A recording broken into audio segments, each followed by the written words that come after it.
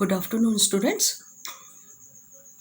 हम लोग कक्षा 10 की क्षितिज भाग 2 की पाठ 8 कन्यादान पढ़ रहे हैं। पिछली कक्षा में हमने कन्यादान के पहले वाले कुछ पंक्तियां हमने पढ़ी, समझी, और अब हम लोग उसके आगे की जो पंक्तियां हैं उसको पढ़ेंगे और समझने की कोशिश करेंगे। ठीक है, उम्मीद है कि आपको पहला वाला भाग जो हमने पढ़ा कन्यादान का, उसमें जो है कविता को समझने में सुविधा हुई होगी, समझ में आया होगा, समझने में आसानी हुई होगी। ठीक है, तो अब हम लोग जो है कविता के आगे की पंक्ति को पढ़ेंगे। पिछली बार हमने पढ़ा था, लड़की अभी सयानी नहीं थी, अभी इतनी भोली सरल थी कि उसे सुख का आभास तो होता था लेकिन दुख बाँचना नहीं आता था। पाटिका थी वह धुंधले प्रकाश की, कुछ तुकों और कुछ लयबद्ध पंक्तियों की।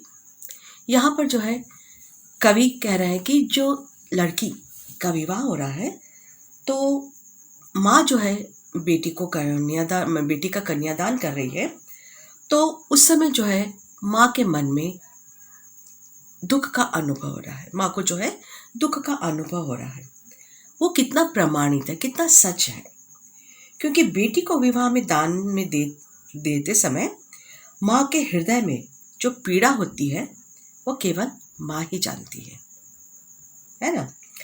तो बेटी से माँ का संबंध निकट का होता है, सुख दुख सभी प्रकार माँ को बेटी का साथ मिलता है, कि कैसा भी समय क्यों ना हो उसे माँ का साथ मिलता है। इसलिए बेटी को जो है माँ अपनी अंतिम पूंजी कह रही है ना। तो माँ के स्नेह में पली पोसी बेटी उसके लिए कैसी है, एक सरल सीधी सादी भोली भाली है। इसके अलावा माँ जानती है कि बेटी को परिवार से हटकर मनुष्यों के कटु व्यवहार की जानकारी नहीं है। ससुराल पक्ष के उस व्यवहार को कैसे सहन कर सकेगी जो छल से भरा हुआ होता है ना। तो बेटी को माँ जो है सावधान भी कर रही है, माँ चिंतित भी है। माँ की चिंता है कि वो अपनी बेटी को किस प्रकार, उसकी बेटी जो है किस प्रकार ससुराल वालों का सामना करेगी, इस समाज का सामना करेगी, है ना। तो ससुराल में उसको सुख के साथ साथ दुख भी मिल सकता है, और वो कभी भी उसने दुख को कभी झेला नहीं है। वो किस प्रकार जो है उन दुखों को झेलेगी, इस बात की माँ को चिंता है। लड़की का आने वाला जीवन खुशियों से भरा रहे, इसलिए माँ ने उसे सावधान करते हुए कहा कि अपने सौंदर्य पर कभी भी रीझना मत। ठीक है, सब कोई तुम्हारी सौंदर्य को देखकर प्रशंसा करेंगे और तुम इसमें फूल कर जो है कुप्पा नहीं हो जाना, बहुत ज़्यादा फूल मत जाना, है ना, फूल कर घमंड नहीं करना। ठीक है, तो माँ ने कहा पानी में झांककर अपने चेहरे पर मत रीझना। ठीक है, तो माँ कह रही है कि उसे माँ जो है अपनी बेटी को सावधान करते हुए कह रही है कि कभी भी अपने सौंदर्य पर घमंड नहीं करना, पानी पर अपनी परछाई को देखकर उस पर मोहित मत होना। ठीक है, क्योंकि पानी पर जब हम परछाई को देखते हैं और एक कंकर के उस पर एक कंकर पड़ जाने से जो है वो परछाई धुलमिल हो जाती है ना। तो कैसी भी कोई परिस्थिति आ जाती है, कोई पूरा परिस्थिति आ जाए तो सौंदर्य जो है काम आने वाला नहीं है। काम आने वाला क्या है, गुण, है ना। तो माँ कह रही है कि पानी पर अपनी परछाई को देखकर उस पर मोहित मत होना। क्यों? क्योंकि रूप तो नाशवान है, आज है कल नहीं, है ना। आज है तो कल नहीं भी हो सकता है। इसी घमंड में आदमी जीवन की सच्चाई को समझ नहीं पाता, है ना। कवि कहते हैं कि बाहरी सौंदर्य तो क्षणिक होता है, जबकि गुणों का सौंदर्य व्यक्ति को जीवन में प्यार सम्मान का अधिकारी बनाता है ना। इसलिए माँ बेटी को रूप के भुलावे में, रूप के भ्रम में न पड़ने की सीख दे रही है। माँ ने कहा, पानी में झांककर अपने चेहरे पर मत रीझना। ठीक है। माँ बेटी को दूसरी शिक्षा देती है कि उसे जीवन में सावधान रहना चाहिए। जो भी कार्य करे उसे सावधानी पूर्वक करे। उदाहरण देते हुए माँ कहती है कि आग जो है रोटियां सेकने के लिए होती है, जलने के लिए नहीं होती है। यहाँ पर माँ अपनी बेटी को अपने कर्तव्यों का पालन करने की सीख दे रही है। उसे कोई भी कार्य करते हुए दुखी नहीं होना चाहिए। क्योंकि ससुराल में है, सभी का ख्याल रखना। अभी तक तो माँ के घर में उसने कुछ किया नहीं है, तो हो सकता है इस काम के बोझ से वो दुखी हो जाए। अगर ससुराल में शोषण नहीं भी होता है तो अधिक काम होने की वजह से भी जो है लड़की दुखी हो जाए, है ना। तो ये कह रहे कि अब अपने जो है कर्तव्य का पालन करना, एक अच्छी बहू, एक अच्छी पत्नी बनने के लिए माँ ने उसे तैयार किया था। तो वो कहती है कि अपने कर्तव्य का पालन मतलब सभी का ख्याल रखना उसका कर्तव्य है। एक बहू का कर्तव्य होता है कि वो अपने परिवार के सदस्यों को अपना समझे और उन्हें प्यार और सम्मान दे, उनके हर जरूरतों को पूरा करे। तो वो कह रही है कि अपने कर्तव्य का पालन करने की सीख दे रही है।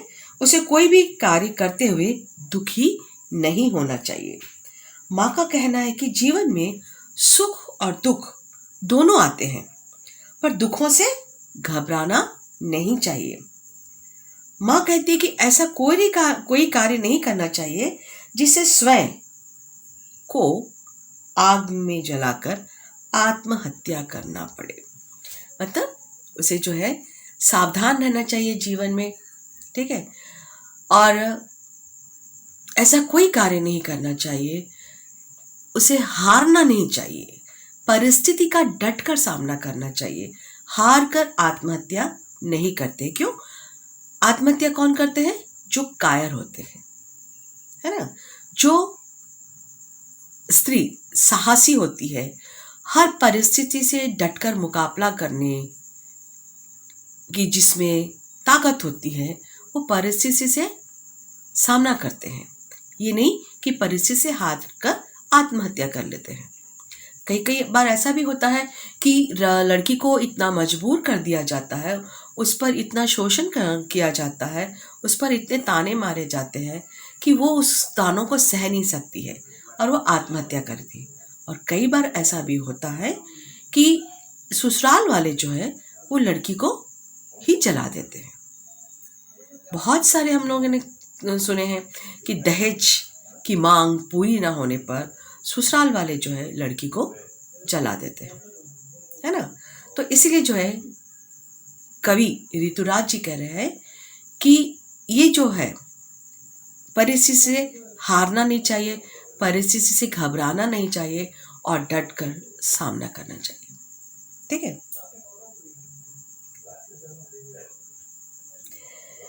यहाँ पर माँ जो है अपनी बेटी को मजबूती के साथ जीवन की सच्चाई का सामना करने की सीख दे रही है। दुखों से घबराना नहीं चाहिए, ठीक है, बल्कि डटकर उसका सामना करना चाहिए। कवि ऋतुराज जी ने जो है बहुत ही सुंदर तरीके से जो है एक माँ की व्यथा को व्यक्त किया है। ठीक है। माँ अपने जीवन से लिए अनुभवों को बेटी को सौंपते हुए उसे सचेत करते हुए कहती है कि बेटी, तुम ससुराल में अपना समय सजने संवरने में मत गंवाना। आग से रोटियां सेकने का ही काम लेना। यदि कोई दुख आ जाए तो उसमें जलकर मत मर जाना। महंगे कपड़े और जेवर किसी भी स्त्री की शोभा को बढ़ाते हैं, बल्कि जो है उसे एक बंधन में बांध देते हैं, है ना। होता है ये कि जैसे यहाँ पर कवि कह रहे हैं कि वस्त्र और आभूषण शाब्दिक भ्रमों की तरह है, बंधन है स्त्री जीवन के। ठीक है। तो महंगे कपड़े और जेवर हर स्त्री को अपनी ओर आकर्षित करते हैं, लेकिन कवि कह रहे हैं कि ये बंधन है, इसमें इस बंधन में पड़ने की आवश्यकता नहीं है। ठीक है बेटी, तुम उन सभी जिम्मेदारियों को निभाना जिसकी उम्मीद परिवार एक स्त्री सदस्य से करता है। माँ कहती है अपना समय अपना रूप सौंदर्य निखारने में मत गंवाना। समाज में लड़कियों के प्रति जो सोच बनी हुई है उसे बदलने का प्रयास करना। ठीक है माँ ने बेटी को समझाते हुए कहा कि बेटी अपने चेहरे पर अपने सधज की को देखते ही मत रह जाना और न ही कभी कमजोर ही बनना कि अपने चेहरे पर मुग्ध हो रही है, आपके सौंदर्य की कोई तारीफ कर रहा है तो प्रशंसा में घमंड हो जा रहा है, सिर्फ केवल जेवर और महंगे कपड़े की ही मांग हो रही है। ठीक है ये नहीं करना चाहिए। ठीक है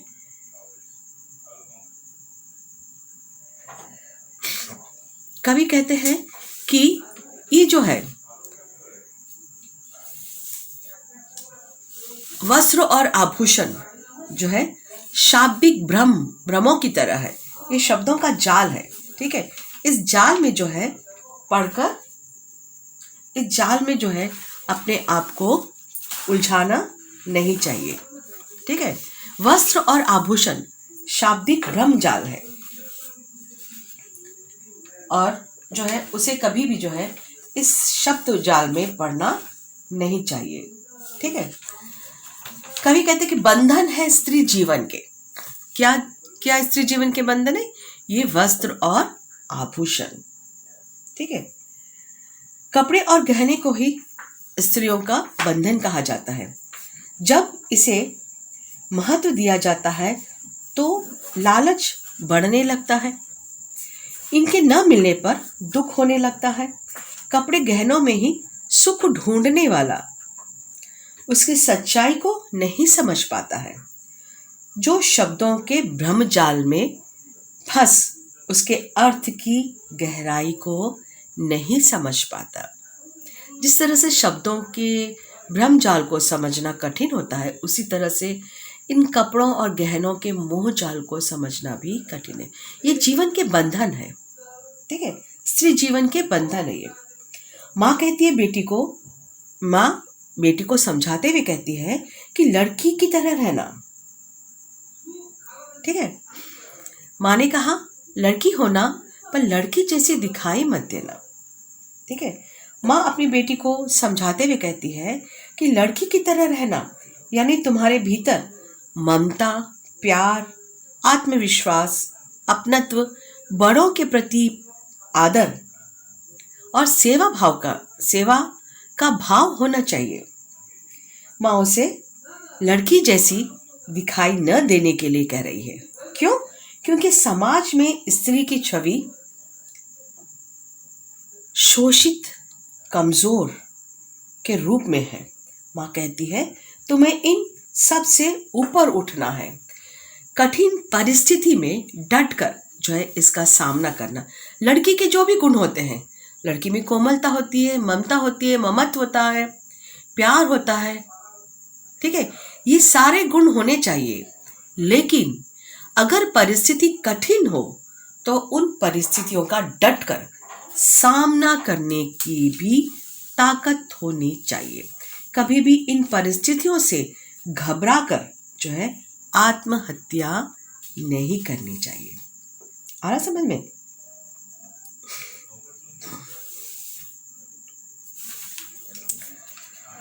बेटी जो है माँ जो है बेटी को यह सीख दे रही है कि लड़की होना लड़की की तरह सारे गुण होना चाहिए, पर लड़की की तरह कमजोर, क्योंकि लड़कियां कमजोर होती है, स्वभाव से कमजोर होती है ना। तो लड़की होना लड़कियों की तरह कोमलता होनी चाहिए, नजाकत होनी चाहिए, नाजुक होनी चाहिए, लेकिन जो है आत्मविश्वास भी होना चाहिए। कठिन से कठिन परिस्थिति से लड़ने की भी ताकत उसमें होनी चाहिए। ठीक है तो ये थी कविता, है ना। इसको एक बार और हम लोग देख लेते हैं। माँ कहती है कि अपने परिवार का दायित्व निभाते हुए सुशील, सुघड़ और संस्कारी लड़की होने का प्रणाम देना, मगर डरी सहमी छुई मुई मत होना। आ रहा समझ में कि लड़की अपने सारे दायित्व को निभाए, अपनी जिम्मेदारियों, अपने कर्तव्य का पूरी तरह पालन करे, क्योंकि जो बहू होती है वो एक बेटी के समान भी होती है। अगर वो अपने परिवार को प्यार देगी तो परिवार वाले भी उसको प्यार देंगे। ठीक है, माँ के ये इच्छा है ना।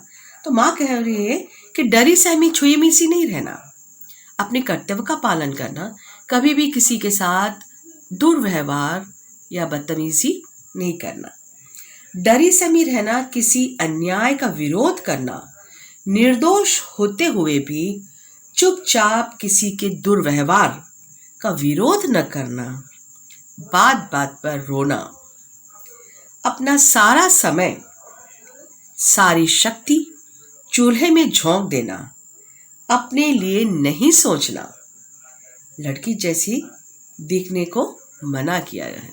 माँ ने लड़की को लड़की जैसी दिखने के लिए मना किया है कि ये सब कुछ करना। लेकिन इस तरह से लड़कियों के क्या होता है कि छोटी छोटी बातों पर रूठ जाती है, रोने लगती है, अपने आप को नादान और कमज़ोर बताती है ना।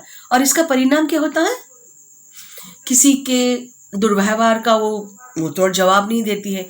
अगर वो निर्दोष है तो अपनी बात का जो है वो उसे सच साबित नहीं करती, चुप रह जाती, डरी डरी रहती, सहमी सहमी रहती है ना। तो माँ जो है चाहती है कि इस तरह से तुम व्यवहार नहीं करना। ठीक है, और ऐसा भी नहीं है कि सारे समय चूल्हे में झोंके हुए हैं, चूल्हे में ही आप अपना समय वो कर दे रहे हैं, ऐसा भी नहीं करना। अपने लिए भी समय निकालना, अपना भी कुछ महत्व देना, अपने आप को भी महत्व देना। जब तक आप अपने आप को महत्व नहीं देंगे तो दूसरा भी नहीं देगा।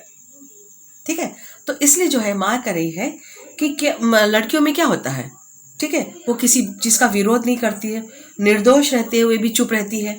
ठीक है, किसी के दुर्व्यवहार का विरोध नहीं करती, क्योंकि वो सोचती है कि मैं ससुराल में हूँ, मैं क्या बोलूँगी। ठीक है, तो ये इस तरह से कमज़ोर नहीं बनना है। और बात बात पर क्या करती है लड़कियाँ, रोने लगती है ना। तो अपना सारा समय, सारी शक्ति चूल्हे में झोंक नहीं देना, अपने लिए नहीं सोचना, लड़की जैसे दिखने को मना कर रही है माँ कि लड़की जैसी मत दिखाई देना।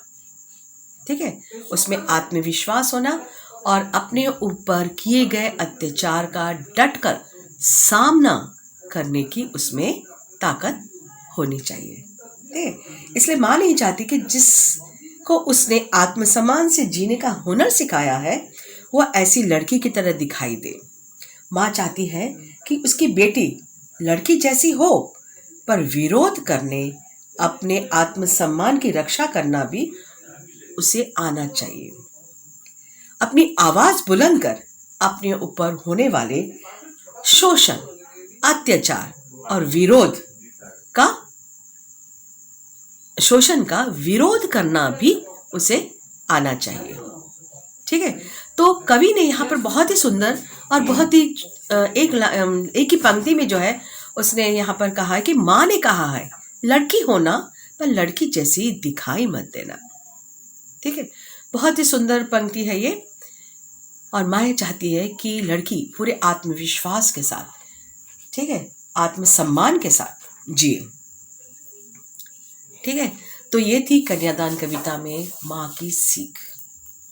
उम्मीद है बच्चों आप लोगों को कविता समझ में आ गई होगी।